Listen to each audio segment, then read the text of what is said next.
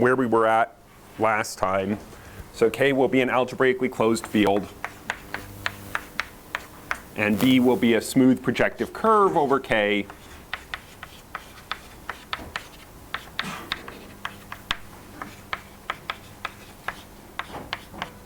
And we have a projective flat morphism.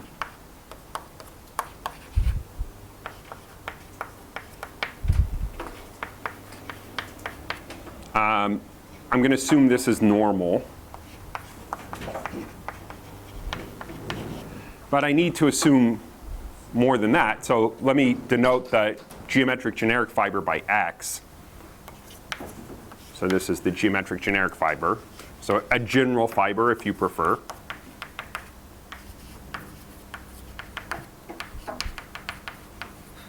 And the hypothesis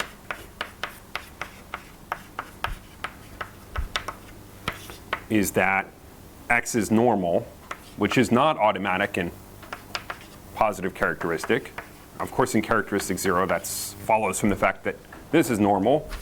And if I look at the smooth locus, I mean, since it's normal, the singular locus has codimension 2 or more. So if I look at the smooth locus, that open subset, it's a big open subset. And I want that the smooth locus, so that open subset of X, the smooth part, is separably rationally connected.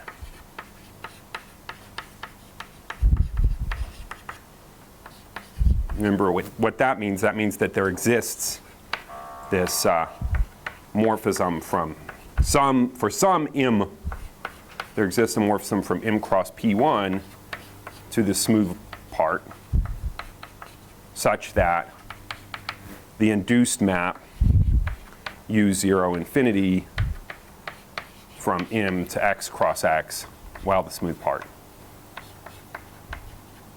is dominant and generically smooth.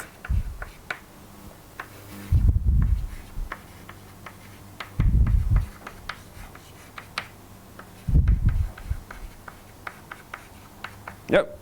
This is the part that we mean when we say separably, and in characteristic 0, you don't have to say that. I mean, a morphism between irreducible varieties, if it's dominant, it's automatically generically smooth. But in positive characteristic, because of morphisms like the Frobenius morphism, you do have to say that as an extra condition. And then the theorem, so again, there was the conjecture by Kolar, Mioka, and Mori, and the theorem, which is due to Graeber, Harris, and myself, in characteristic 0, and to de Jong and myself in positive characteristic,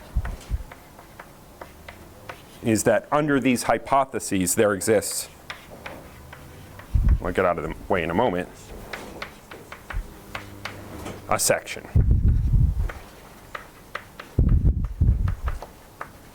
Sigma from B to X such that if I go up by sigma and then come back down by pi, I just get the identity.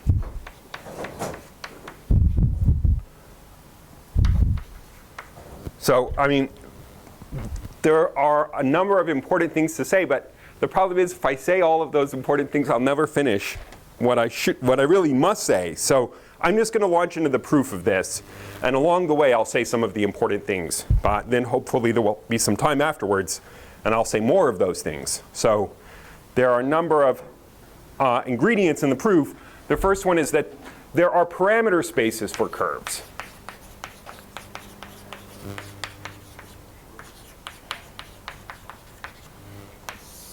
So there are a number of different choices for these parameter spaces, and depending on what we're trying to do, some of those choices are better, some are worse. Let me talk about the Hilbert scheme. So Hilb,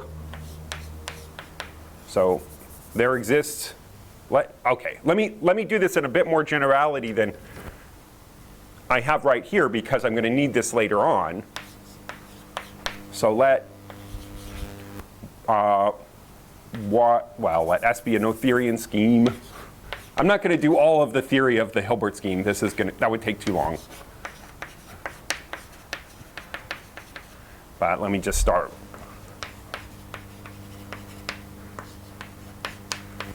Let y s to s be a quasi-projective morphism. And usually we assume it's projective.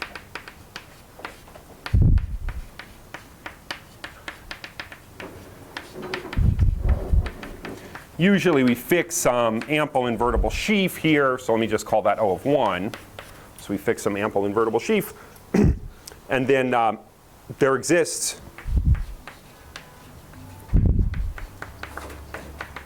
a pair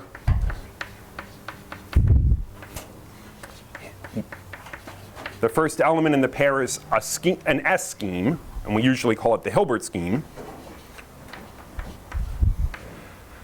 And then the second element in the pair is a closed subscheme of this fiber product. So I'll explain a little more what I'm doing in just a moment.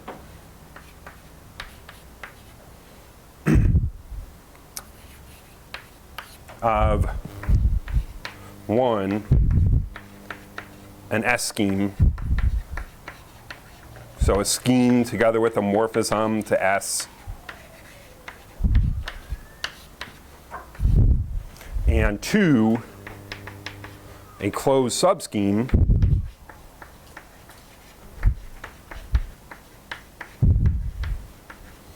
Z in this fiber product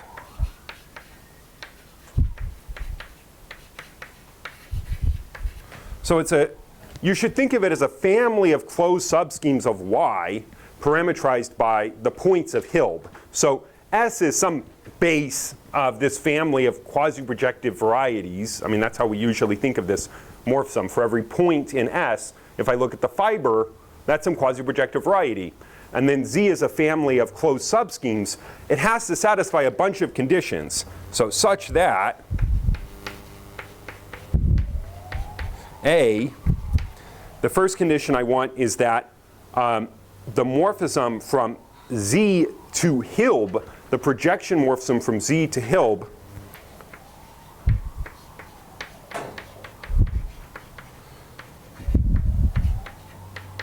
is proper, which is the same as saying projective. I mean, it's a closed subscheme of this thing, which is quasi-projective, so I could say proper or projective, they're the same. The second is that this morphism, I mean, these are all conditions on the morphism. Let me give a name to the morphism. Let me just call it P. P is flat. So that's some commutative algebra condition. It means that if I take the stalk of the structure sheaf of this at any point, considered as a ring over the stalk of the structure sheaf of the Hilbert scheme at the image point, that map of rings is a flat ring homomorphism. So the bigger one, when I tensor any injection of modules, it's still injective. So that notion of flatness. And then the third condition, which we don't usually even bother saying. I mean, usually people just work in the Noetherian category, but if you don't necessarily work in the Noetherian category, the last condition is that P is locally finitely presented. I mean, it's, I guess, implied, but let me just say it anyway. Yeah.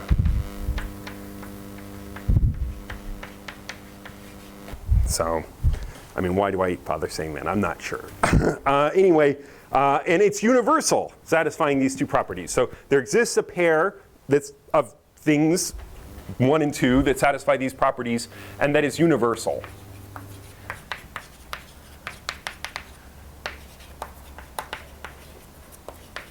So for every pair, H, and maybe I should have used some other letter than, okay, Z inside of H cross S, YS, as above, there exists a unique morphism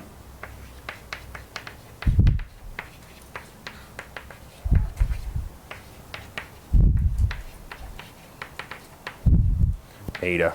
No, that's a bad choice of letter. Maybe a little h.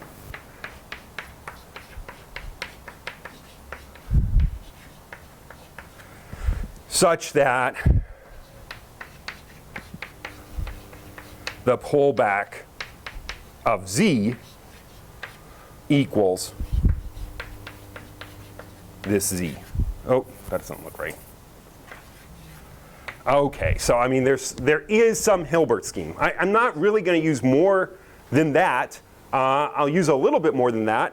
Actually, I mean, so this breaks up into a countable disjoint union of open and closed subschemes determined by the Hilbert polynomial with respect to O of 1. So if I take any of these closed subschemes of y, then I can take this ample invertible sheaf restricted to that closed subscheme and look at its Hilbert polynomial, and that's constant in flat family. So this breaks up into a countable disjoint union over all the possible Hilbert polynomials of some open and closed subscheme, PT, YS. So again, each of these things is an open and closed subscheme of Hilb. Each of these things is itself locally, well, it's finitely presented over S, and it's separated over S. And if Y is projective, then they're even projective over S. So, I mean, I don't actually need that last bit, but let me say it anyway. So if YS to S is projective, not just quasi-projective, then every Hilb, if I take any of these countably many pieces, open and closed subsets, open and closed subschemes, then each of these morphisms is projective. So it's not just finite type and separated, it's projective. It's not just finitely presented and separated, it's actually projective. But if all you have is quasi-projective, then all you know about these things is that they're finite type and separated. Well, they're quasi-projective. I'm sorry. Yeah. So, yeah. Maybe I can do it. I can say it this way: is quasi-projective, then this thing is quasi-projective. There we go. I think that's the right way to say it. And I'm going to use these parameter spaces. There are other parameter spaces that are better suited for certain properties. The Kontsevich space. One issue with the Kontsevich space is that when you're working in positive characteristic, I mean, I'm not telling you what the Kontsevich space is. You, on Monday, said something about it. But in positive characteristic, they're not Deligne-Mumford stacks. So, I mean, they're never schemes. They're Deligne-Mumford stacks in characteristic 0. But in positive characteristic, they're not even Deligne-Mumford stacks. They're Artin stacks. They're not that bad as Artin stacks, but you do have to be a little bit careful about which foundational results you apply. I mean, it's all okay. It's just easier if you work with the Hilbert scheme. There's a slight variant here. The flag Hilbert scheme. I mean, there are many variants of the Hilbert scheme. There's the quote scheme. There are all sorts of variants. But let me talk about the flag Hilbert scheme. The flag Hilbert scheme, I just do two of these things. So Hilb, people usually write F Hilb, YS over S. And then I have a Z sitting inside of F Hilb, YS over S cross SYS. And then I have a W sitting inside of Z. And I write down the same conditions for both Z and W. So one way of thinking of this is, once we have this first Hilbert scheme, now we can look at the relative Hilbert scheme over the Hilbert scheme of Z. So I mean, that's what's really going on. But you write down the same list of things. So one is, you have this S scheme, Hilb, YS, S to S, and then, that's like that. And then you have this Z sitting inside of Hilb, satisfying A, B, and C. And then you have this W sitting inside of Z, which of course sits inside of here, and it also satisfies A, B, and C. So there's this flag Hilbert scheme. There's a forgetful map. So why am I introducing this flag Hilbert scheme? So that I can talk about this forgetful map.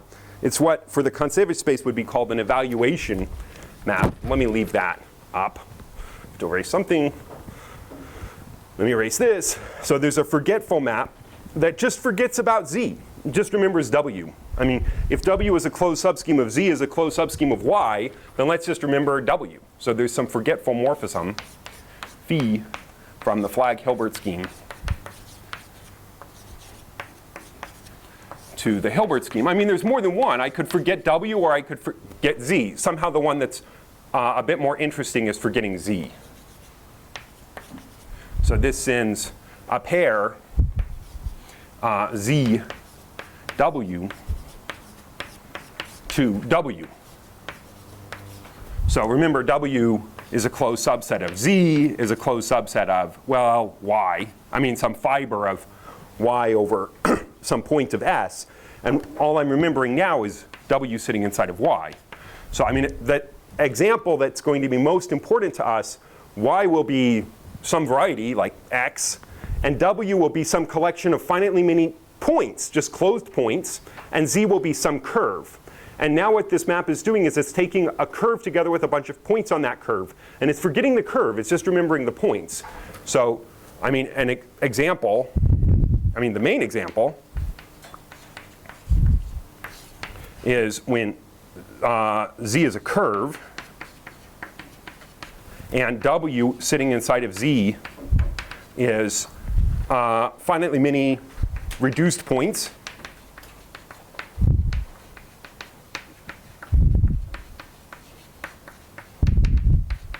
So if I look at the component of the flag Hilbert scheme that contains one of these things, then that component, I'm just going to write flag Hilbert scheme again. How many? Finitely many, let's say M. Then it's going to just map to Y cross with itself M times. Well, it's technically unordered, but okay. I guess I should mod out by the symmetric group. But it sends this curve together with finitely many points. I mean, they're unordered, to just the unordered pair of ordered collection of points. So these are what in other parts of, when people study conservation spaces, quantum cohomology, that kind of thing, they call the evaluation map. So you have built into this whole thing these evaluation maps. And I have to tell you something about the deformation theory. So it's a little bit technical, but it's extremely useful. I mean, more useful than just for proving this theorem. Talking about, proving what I'm about to say would take a lot of time, and I'm not going to do it. So, deformation theory is really important. It's anytime you start studying some new parameter scheme, maybe right after proving that these parameter schemes exist, I think the next thing to do is study its deformation theory. But it gets very technical very quickly, and I don't want to get into that. So I'm just going to motivate this and then state the theorem. So here's my hypothesis. So let's take one particular point inside of one of these flag Hilbert schemes.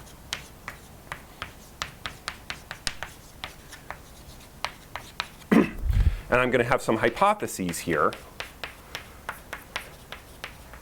The hypotheses are, first, that Z sitting inside of Y is a regular embedding. What does that mean?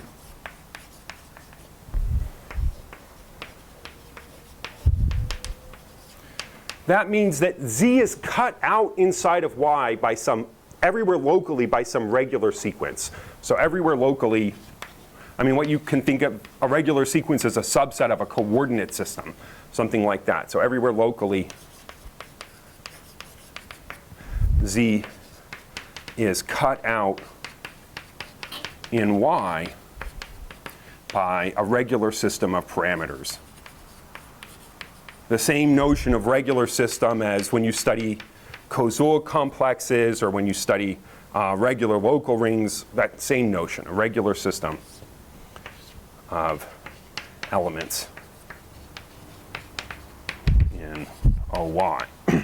So if Y is smooth, this is equivalent to saying that Z is a local complete intersection, that it's locally everywhere cut out by a system of parameters in something smooth. If it's locally cut out by a system of parameters in some smooth variety, and if it sits inside Y, which is a smooth variety, then in fact it is cut out by a regular system of parameters inside of Y. That's not completely obvious, but it's one of the things you prove in commutative algebra when you study this notion. So that's the main example, that Y is smooth and Z is a local complete intersection. That's the first hypothesis. The second hypothesis is that W is just a Cartier divisor inside of Z. So basically the simplest kind of closed subscheme you can have, a Cartier divisor, something of codimension 1, and just cut out locally by a single non-zero divisor. So under these hypotheses, we can ask the question, is this morphism smooth?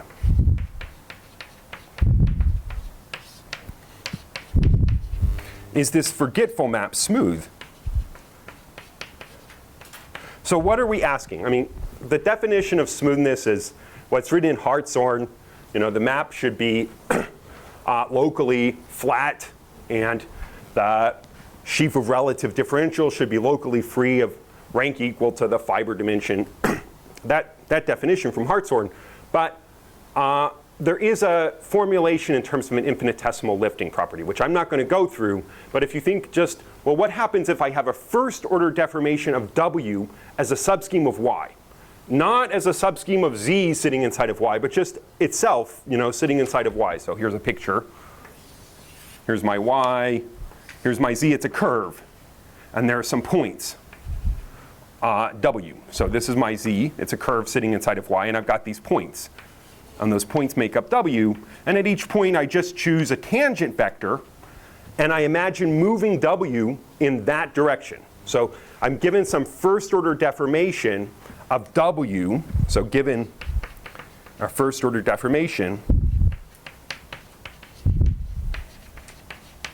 alpha H0 W, and then the normal bundle of W and Y. What's the normal bundle? I look at the ideal sheaf of W and Y. If I take I mod I squared, these hypotheses I've written down guarantee me that I mod I squared is locally free of rank equal to the codimension of W sitting inside of Y. So it's a vector bundle of rank equal to the codimension. When I dualize that, I get a vector bundle of rank equal to the codimension, and that's the normal bundle. So that's what the normal bundle is. It's when everything is smooth, it corresponds to the usual notion of normal bundle. But this is a bit more general. I don't need to assume everything is smooth, and that's useful. And first order deformations of W are the same thing as global sections of this normal bundle. So given this first order deformation, is there a corresponding first order deformation of Z?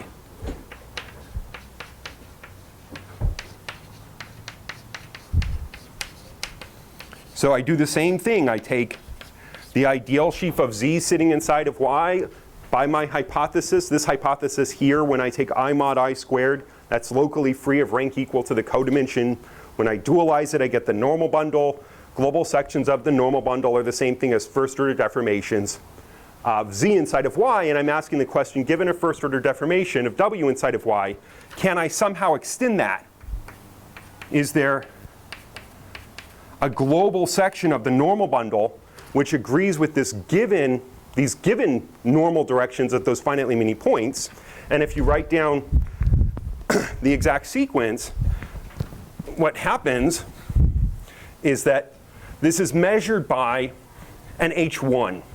So if you write down the short exact sequence, I take the normal bundle of Z and Y, and then I look at the restriction to this Cartier divisor, and the kernel of that is the normal bundle of Z and Y, but twisted down by that Cartier divisor. And if I take the corresponding long exact sequence of cohomology, well, the relevant terms are going to be H0, Z, this normal bundle. That's where I want my beta to live. And then I've got this thing. W. And inside of here, I have the image of alpha. So I've got the image of alpha inside of here. And then I've got a connecting map. Well, I don't really have room for it here.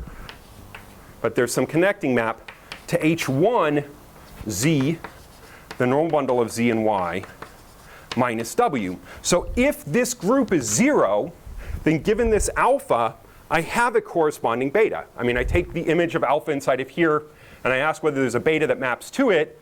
But since if this group is 0, then the long exact sequence in cohomology tells me this is surjective. So I can lift that alpha to a beta, and that motivates the theorem. I mean, here I was just talking about first order deformations, and there was no S. I mean, I was just fixing one particular fiber. So it's maybe a little bit surprising, but nonetheless true that if this group is 0,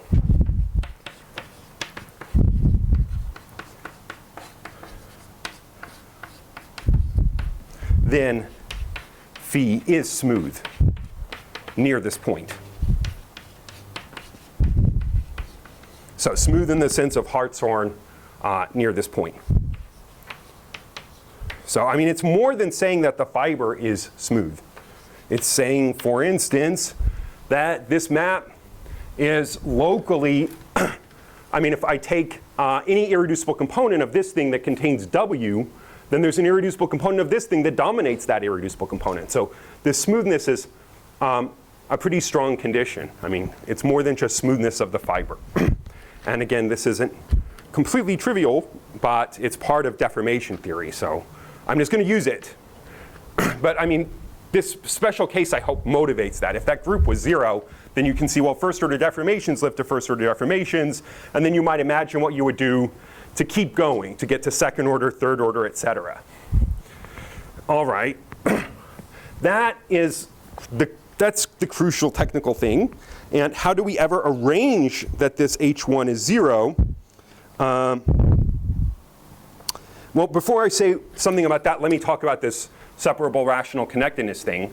So I can look at when I define separable rational connectedness, I let M be just some unspecified irreducible variety. But of course, every such variety, I mean, every parameter space for maps from P1 to X, the graph of every such map is a closed subscheme of P1 cross X. So I could let Y be P1 cross X. And then I could look at the graph of some map from P1 to X as a closed subscheme inside of P1 cross X. And I could ask about all this stuff. And I could let W just be a Cartier divisor, an effective Cartier divisor of length 2. I mean, I could let it be an effective Cartier divisor of any length, but that's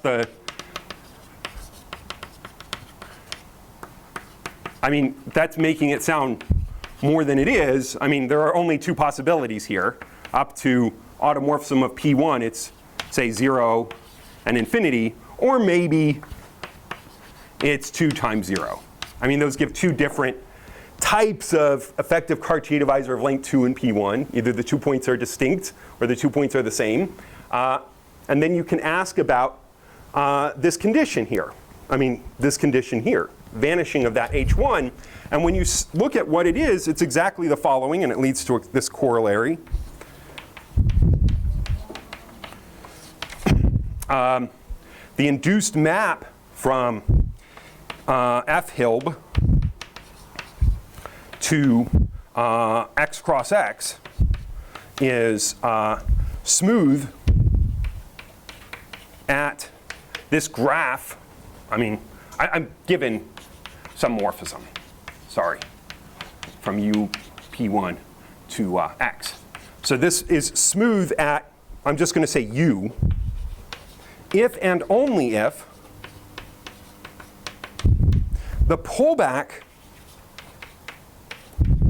of the tangent bundle of X. So in this case, when I take the graph and I look at the normal sheaf, I mean, this thing has some dimension n, and then this whole thing is dimension n plus 1, and I've got this curve inside this thing of dimension n plus 1, so the normal bundle has rank n, what could it possibly be? It's got to be this. I mean, that's what it is. If you can do the computation and you see that's what it is. And now when I twist down by 2 points, I need there to be no h1. But that is equivalent to saying that this thing is ample. So I mean, let me write it in several different ways. So if and only if. This is one equivalent way of writing it. Another equivalent way of writing it is that when I twist it down by -2, I mean O of -2, that's 0. These two Cartier divisors, they're linearly equivalent. Tensoring by O of -W is just tensoring by O of -2 on P1. I mean, so that's one interesting thing here, is that W doesn't arise except through its linear equivalence class. So this problem, it seems to be independent of W as long as we're moving in a linear equivalence class. And on P1, you know, that just means we're talking about the length. So that's kind of important. So this is another way of saying this. And then the third way of saying this is, so there's something called the splitting lemma, Grothendieck splitting lemma, although it goes back at least to Birkhoff, but I guess really to Del Pezzo and Enriquez, which says that every locally free sheaf on P1 is a direct sum of copies of O of D for some integer D. And the final way of saying this is that when I look at that decomposition,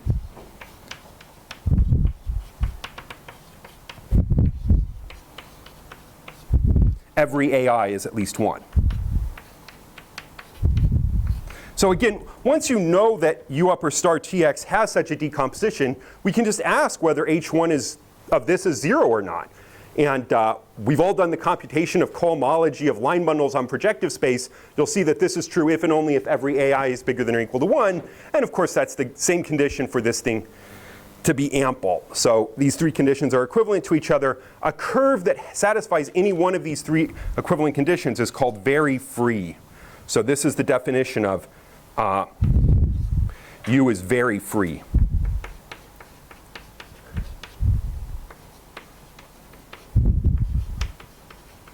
If it was just globally generated, that would be the same thing as saying that when I twist down by O of -1, I twist by O of -1, H0 is 0. And that would be the same as saying that every AI is bigger than or equal to 0, not bigger than or equal to 1. So that's a weaker condition. And in that case, we say that U is free. But I don't think that's going to come up. This is the important notion here. So in particular, for a smooth scheme, I'm sorry, X had to be smooth for this to work. X is smooth.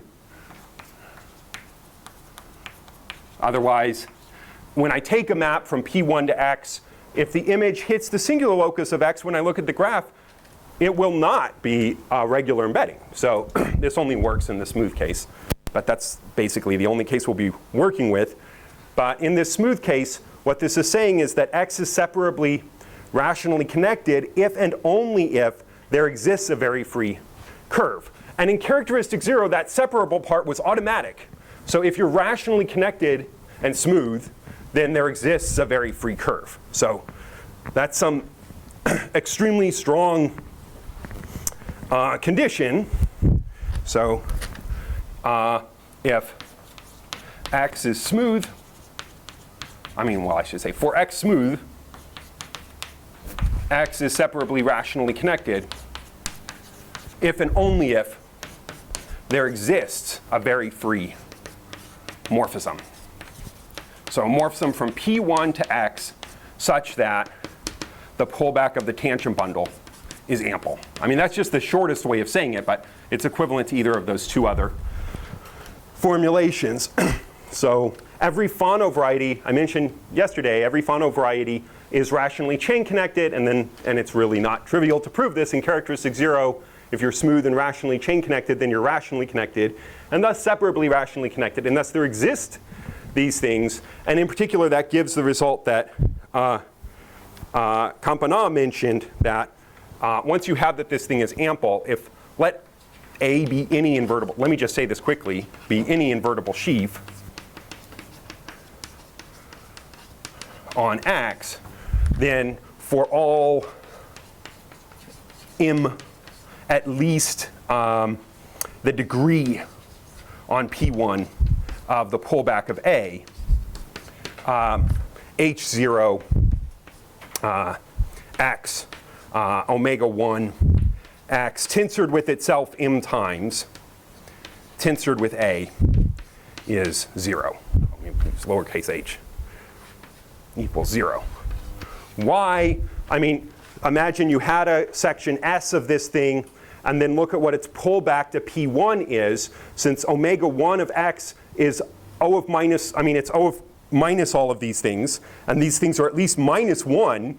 When I tensor with itself m times, all of the integers I get is at least minus m, and so if m is bigger than this number, when I tensor this together, the invertible sheaves I get and the direct sum decomposition of this thing, they're all negative. So H0 is 0. But these very free curves, exactly by this condition, they move all over x. I mean, even two general points of x are contained in one of these very free curves. So every separably rationally connected variety, it has this property. And now let me mention the conjectural converse. I'm sorry, yes, thank you. Strictly greater. Sorry about that. Otherwise, there could be some zeros there. Thank you. So if m is strictly greater than the degree, then this, I mean, let me mention, maybe somebody knows better than I do, there are bounds. I mean, so for instance, for Fano manifolds, there are bounds on, upper bounds on the least degree of a free curve. I'm not aware of an upper bound on the least degree of a very free curve. Of course, if you know, once you know the boundiness of Fano manifolds, it follows that there is some upper bound, but I don't know what it is. I mean, so I don't know if there are known upper bounds on the least degree of a very free curve. That's what we would need to do to make this more effective. I'm just saying there exists some free u, and then you look at that number, but what is it? I mean, I don't know what it is. So I think, well, maybe I'm wrong, but I think that's open. But this I know is open, so Mumford's conjecture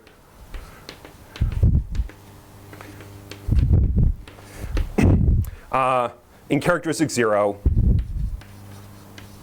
x smooth projective if, I mean, this is, okay, if for every m bigger than 0, H0 x omega 1 x tensor m is 0. Oh, why did I put set braces there? Sorry. Then x is rationally connected, which is the same thing as being separably rationally connected. So one direction of this, I mean, this is the converse. If x is rationally connected, we know all of these H0s are 0, and Mumford is conjecturing a converse is very closely related to part of the abundance conjecture, the unirooliness conjecture. So unirooliness conjecture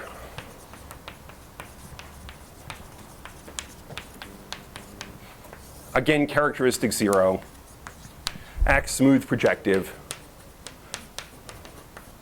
if for every m bigger than 0. And now, I mean, this is some vector bundle of rank n, but we can look at the line bundle, which is the top exterior power of this, and then we could just ask about those things. If all of these things are 0, then x is, wait a minute, what did I say? If these things are all 0, then x, yeah, then x is uniruled. So I don't think I said what uniruled means, but it just means that a general point is contained in a P1, contained in x. So you have, oh, I'm sorry. When I define free, the constant map would be free if I just said globally generated. So free means non-constant, and the pullback of the tangent bundle is globally generated. The constant maps are not considered to be free maps because their image is just a point. So saying that this is uniruled, that's equivalent to saying that there exists a free curve. So there are these two conjectures, both very much open. Okay. Why do you yes. restrict to characteristic 0? Are there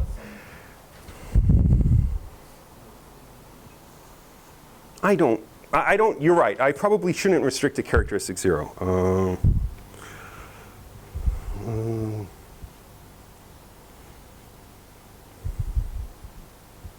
Yeah, I don't know what, I actually don't know a reference for where Mumford conjectured this, but you're right, probably there's no need to restrict to characteristic 0. I mean, certainly,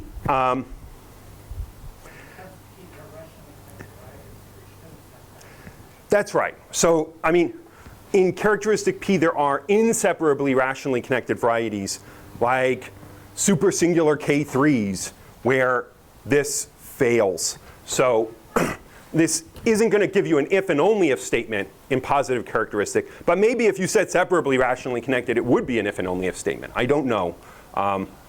Anyway, I think the characteristic 0 is what other people usually state when they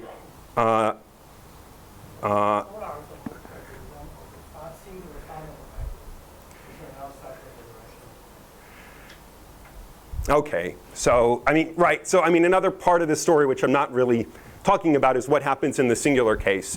I mean, if there's time, which there won't be. I will say something about the singular case that you can deduce from the smooth case, but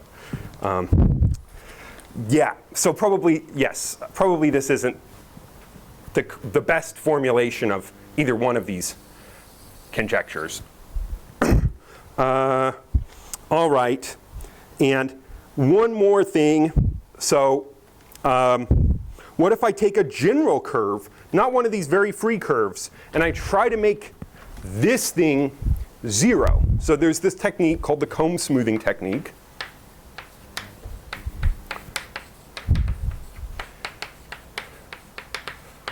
So let me draw a picture. I think this will be faster than if I try to write this out. I'm going to have what's called the comb. So the comb has a handle. The handle we always draw horizontally. So I don't know why. We always draw it horizontally. And the teeth we draw vertically. So these are going to be called teeth. So C1, C2, dot, dot, dot, Cm. So these are called teeth.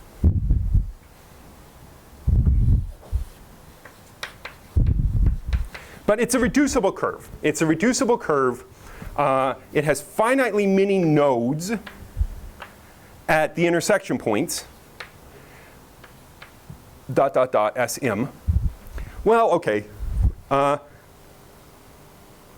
Yeah, so I mean, these CIs, they're smooth curves. I mean, smooth curves.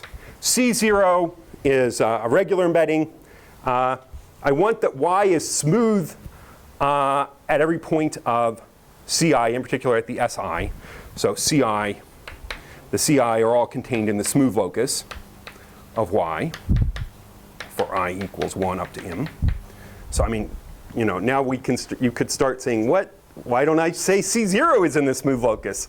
I don't want to say that. But I mean, C0 is going to satisfy this hypothesis I had before, that it's a regular embedding. In particular, I want C0 to be smooth at every, so also C0 is smooth at each of these intersection points. Let me call them little si. There are going to be too many s's floating around.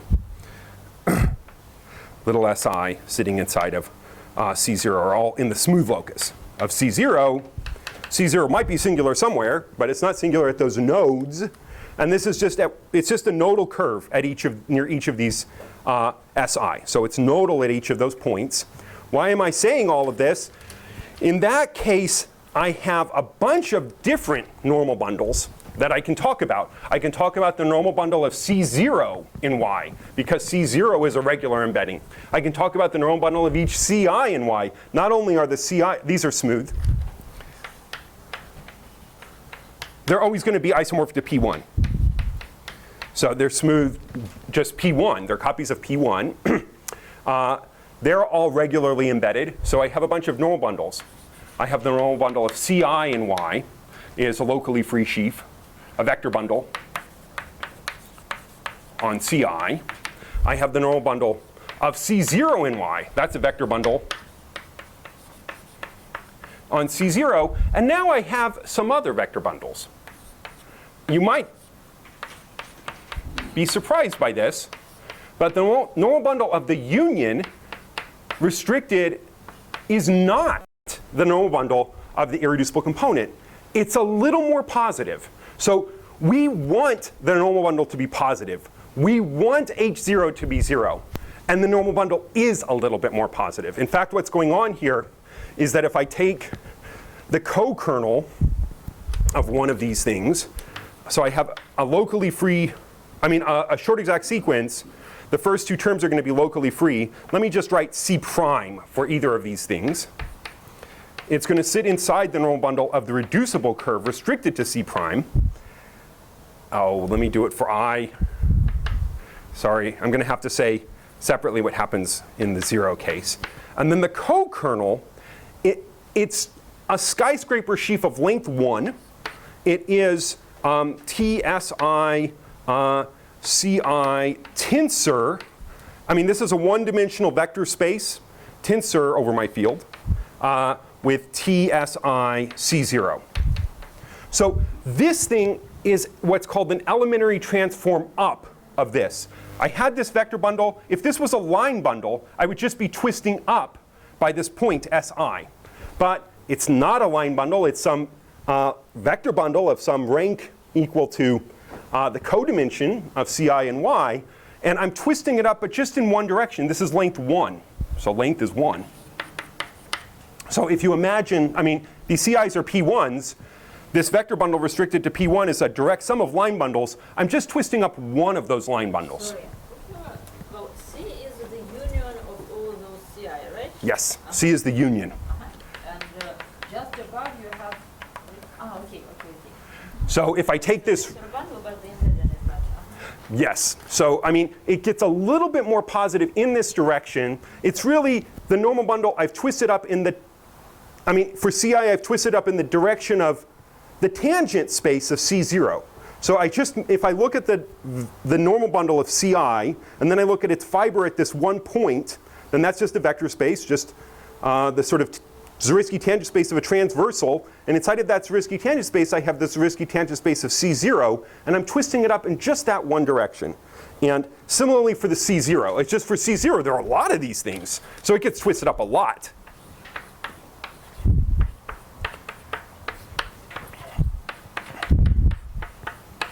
So this is a direct sum, I equals 1 to m, and then a copy of each of these things.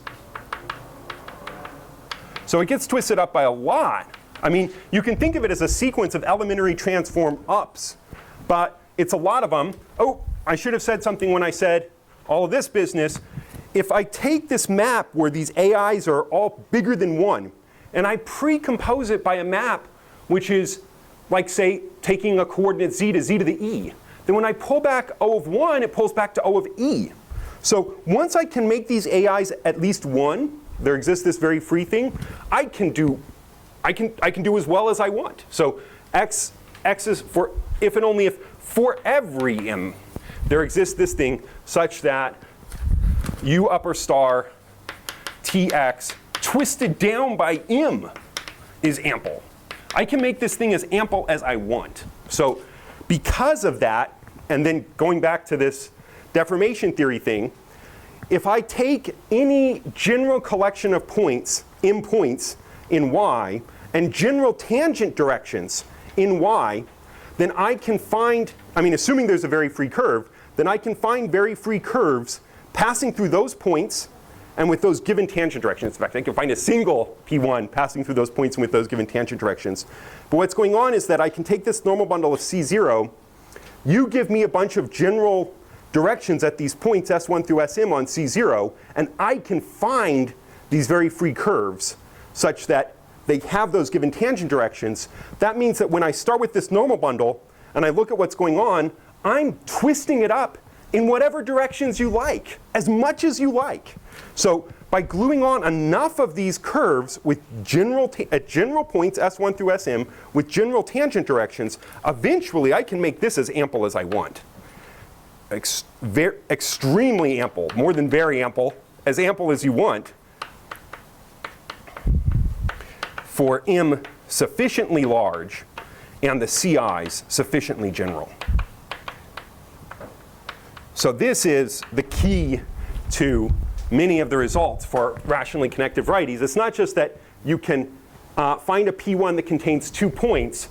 You can find P1s that contain as many points as you want, as long as they're general, and with arbitrary tangent directions, again, as long as they're general. And then when you glue those things onto anything, even if originally the normal bundle was extremely negative, you're making it more and more positive until you make it as ample as you want. In particular, you can make H1 0. So in this way, if you start with even a very obstructed curve and glue on a lot of very free curves, when you think of this reducible curve, it will give you a smooth point of the Hilbert scheme, and then you can deform that. All right, well, I'm definitely running low on time, but again, these two things together, that's the main technical machinery that you need. So now what about the geometry? So this is deformation theory. You know, it's important, but it's a little bit technical. And now what are the so back to the theorem. So, well, let me pause.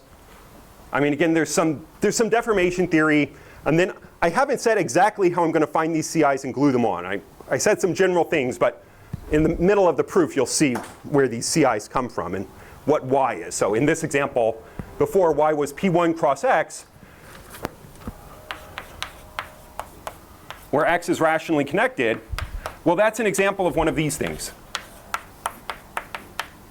So I mean, more generally, the picture I'm looking at, B is a curve, not necessarily P1, maybe an elliptic curve, maybe a curve of higher genus.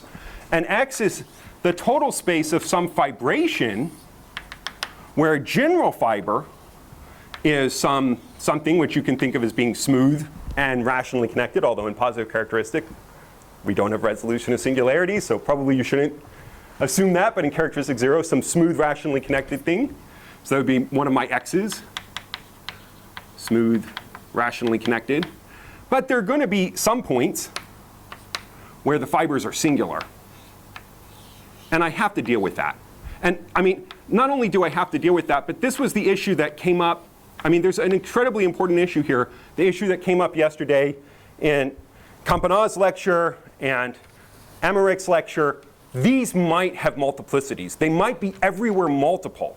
And if my total space is smooth, if I have an irreducible component, if I have a fiber which is everywhere multiple, I can't possibly have a section. If you have a section, so we want to know whether or not this thing exists. Does this thing exist? That's a question. If it does, then just think about the derivative map of pi at every point.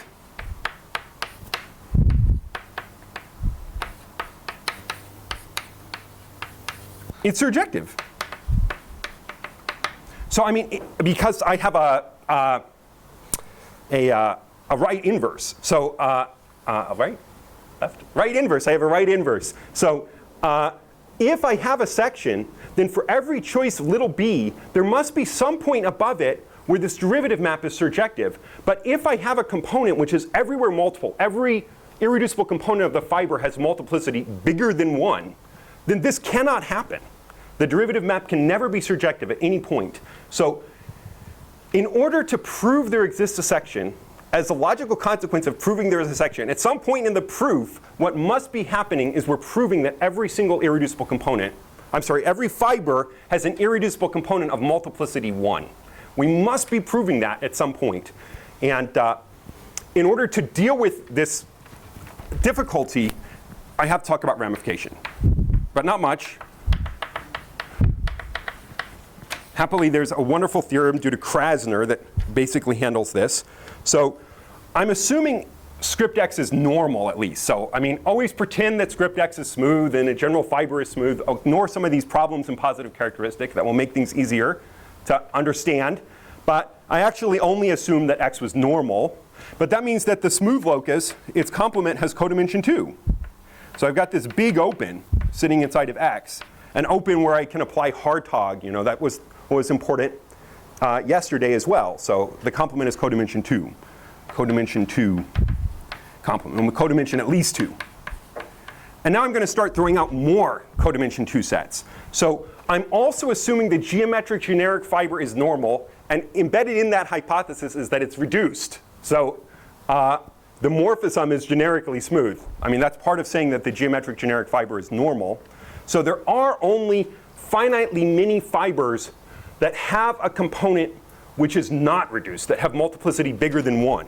So I'm going to define that component. It will be the sum over all the points in the base. I'll take the fiber over that point.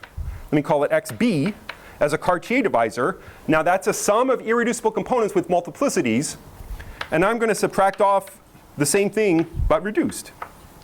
So I mean, if all the multiplicities are 1, when I subtract it off, it's 0. So this will, in fact, only be a sum of finitely many irreducible divisors with some multiplicities, which for some reason I'm going to call m minus 1 rather than m. It doesn't really matter. But what I'm saying is there are only finitely many fibers where there's a component of multiplicity bigger than 1. And for each such fiber, I'm going to look at all of those components. And I'm going to take them with coefficients which are the multiplicity minus 1. So when the multiplicity is 1, you don't see this. The only components that are going to contribute here is where the multiplicity is strictly bigger than 1. So this is going to correspond to my ramification of the morphism pi. Of course, it's probably singular. I mean, the delta i's probably intersect each other. Like, here, maybe this is multiplicity 2 and multiplicity 3 and multiplicity 2. So they intersect each other. But where they intersect each other is codimension 2. So I throw that out. Throw out every delta I intersect delta j, I not equal to j. Throw out the singular locus of every delta I. I mean, these delta I are irreducible varieties. That's how I'm defining them. So they're generically smooth. I'm over an algebraically closed field, so I don't have to worry about that. Throw out that thing. All of this stuff is codimension 2.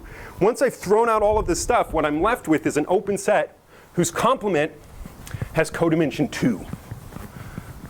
So complement codimension 2. So let U inside of X be the open complement of all of these bad closed subsets. And now I'm going to take a general complete intersection curve in script X. So X, I'm assuming script X is projective. You can do this argument under the hypothesis that script X is just an algebraic space. You can also do this argument under the hypothesis that script X is a Kähler manifold. That's not really saying very much, because a Kähler rationally connected manifold is automatically projective. So it's not really saying very much to say you can also do this in the Kähler case. You cannot do this in the case of compact complex manifolds. They're counterexamples. So if somebody wants to hear about them, I can tell you at some point, but not today. So I take this X, I embed it in some projective space. So again, don't worry about the Moisezon case or something like that. Just blow up a little bit and make it projective. And then I intersect with a bunch of ample divisors. Maybe the degree is at least 2 to avoid these strange curves and things like that. So I'm going to let C pre be X. So this has fiber dimension n, so relative dimension n. This has dimension 1. So I'm going to intersect with n of these ample divisors. And these are going to be very general, of degree at least 2. Again, degree 1, there are these strange curves. But as long as the degree is at least 2, those go away. So this curve, as long as I choose these to be very general, this curve will miss that codimension 2 set. That's one thing that will be true. Another thing that will be true, as long as these are sufficiently general. I'm sorry, just general. When I said very general, I should have just said general. Doesn't really matter. Is that when I take this map pi and I restrict it to C, let me call that Q. No, F. F. From C down to B, this is generically étale. So in positive characteristic, again, there are these Frobenius maps. And if I take my favorite curve and I take Frobenius, I can factor Frobenius through P1 cross my curve. So if I chose extremely badly, I might have that the map from this curve to B is not generically smooth. But as long as I take this to be general, then this will be generically smooth. And the final thing I want is that C pre is transverse to every one of these delta i's.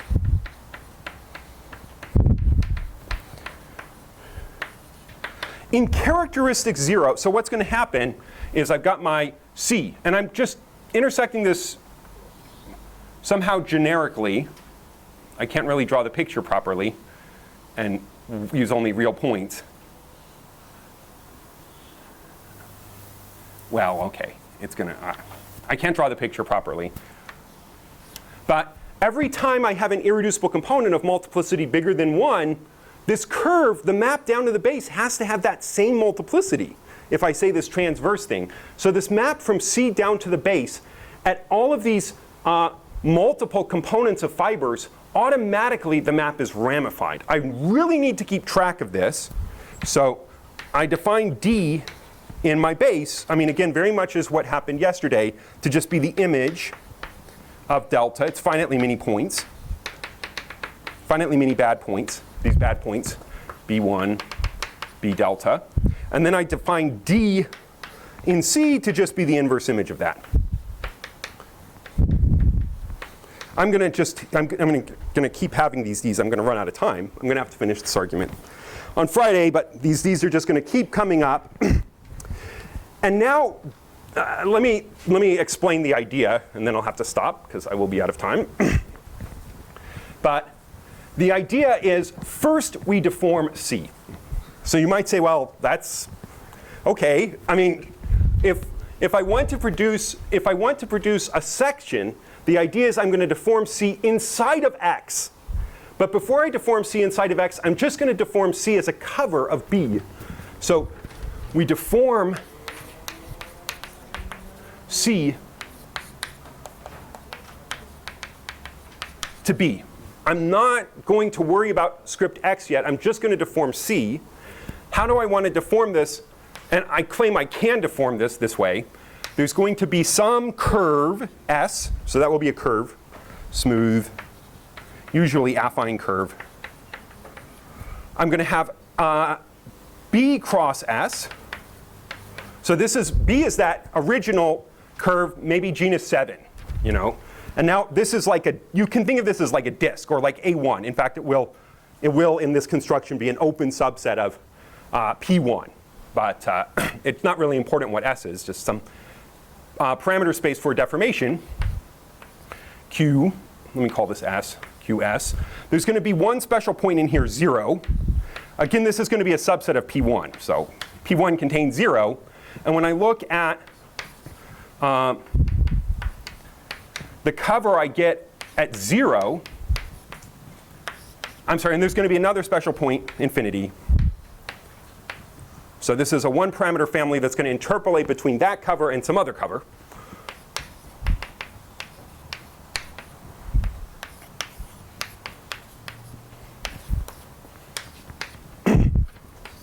So what is C0? C0, I start with this pre.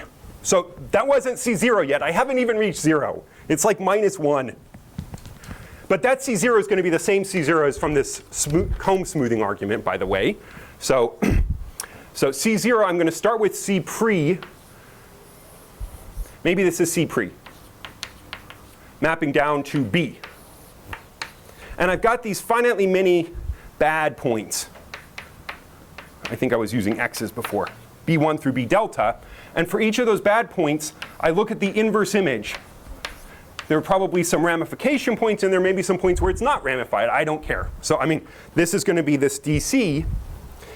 And then what I'm going to do is I'm going to glue on some P1s. And the P1s will intersect the fiber in however many points. It really doesn't. It might be any number of points in the fiber. I'm going to allow myself to glue on P1s that map down constantly to B. So these are what we call links. And I'm going to allow myself to glue these things on. That's going to be C0. So I have to modify that choice of C pre over there. But the wonderful thing is C infinity. C infinity is just going to be a bunch of copies of B. So there's going to be some horizontal part, which is a disjoint union of copies of B. And then I have this same links business from before.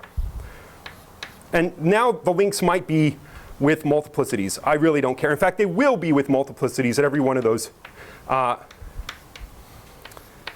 BI points. But there might also be some other points where I glue some things on. They might have multiplicities. I really don't care. I don't care about the vertical stuff.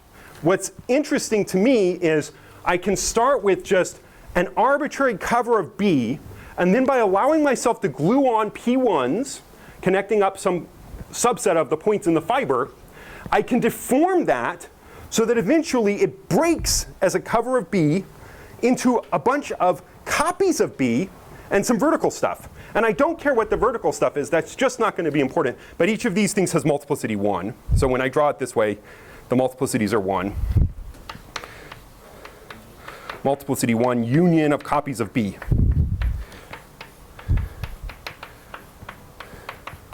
Let me just say, I mean, I'm out of time basically, but let me just say how I'm going to find this deformation. And it's the easiest thing in the world. And I think the idea that you first study when you study how to deform curves, just put them inside of a surface and move them inside of a surface. So I take C pre. Yes? Do you assume all these curves to be contained in X? Not yet.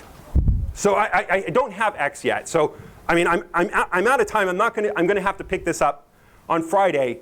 But let me just draw a picture explaining where I come up with this deformation. So once you have this deformation, then there's the problem of putting them in X. This C pre is already in X. X is rationally connected. So when I glue on these P1s, I can put those in X as well. So I can make C0 sit in X. And then the question will be, can I make all the intermediate curves sit in X? So I mean, that's a question, but that infinitesimal deformation theory thing I mentioned before, that's going to deal with that question.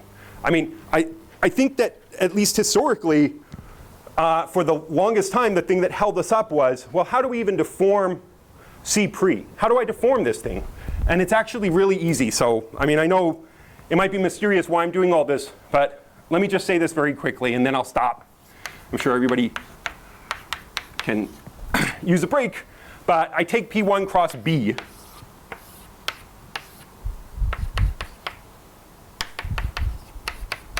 I have my cover. That's not what it looked like before, but there I've got my cover. And if I take a generic map from here to P1, what's going to happen is, well, there will be finitely many double points that arise. Maybe another double point here. I'm not going to be able to make this look the way I want. Like that. There will be finitely many double points that arise, but other than that, I can make this an immersion. So if you take a curve, you can immerse it in P2. You can put it in projective space and just keep projecting. And if you keep projecting down to P2, finally at the last step where you project to P2, it will not be an isomorphism, but there will just be finitely many double points. I can make those double points be on fibers away from the fibers I'm worried about. There are these worrying fibers, the fibers over B1 through B delta. I can make the double points be away from those points. And now I just blow up P1 cross B at these points. Once I do that, so I've introduced these exceptional divisors, but now I can embed this thing in here. So I can embed in this surface. Well, that's not what it looked like. Well, whatever it looked like. I can embed in this slight blowing up. And I'm not blowing up anywhere near those bad points. So I got my bad points, B1 through B delta, but that's not where these double points are happening. So I blow up here, and now inside of here, I'm just going to take a second divisor, whatever the degree of this map is, d to 1. I just take d cross sections. And now this is the same thing that came up in Jiu's talk. When I look at the difference of these two divisors, the image of C pre and these divisors, it's linearly equivalent to a sum of irreducible components of fibers. So I glue them on. So all this vertical stuff, it's just what I have to glue on inside of this ruled surface over B to make these two, the C infinity horizontal and the C pre, linearly equivalent inside of this surface. Once I've made them linearly equivalent inside of that surface, then they generate a pencil of Cartier divisors in that surface. So it gives me a P1. Well, finitely many of those Cartier divisors are going to be singular. 0, infinity, but there are finitely many others. I throw those out, so S will be the complement of finitely many points in P1. That's my S, that's my C. There's one final thing you do. Wherever you have these points, you glue on mi copies of the fiber. M1 copies up to M delta copies. Why do you do that? Then Krasner's lemma, whatever that is, says that for all of these interpolating Cartier divisors, they locally look exactly the same as this C pre. At infinity they don't. They break off a bunch of copies of the fiber, but I just don't care about what happens at infinity. But for all of the interpolating members of this family, they have exactly the same ramification type. So not only can I deform my original curve to be something that's a union of copies of the base, somehow it's not a branched cover anymore, it's just a bunch of copies of the base together with all this vertical stuff. But I can do it maintaining the same ramification profile until I reach infinity. So I'm sorry, I ran over time. I'll stop there. I'll pick this up on Friday, and then I'll finish the proof.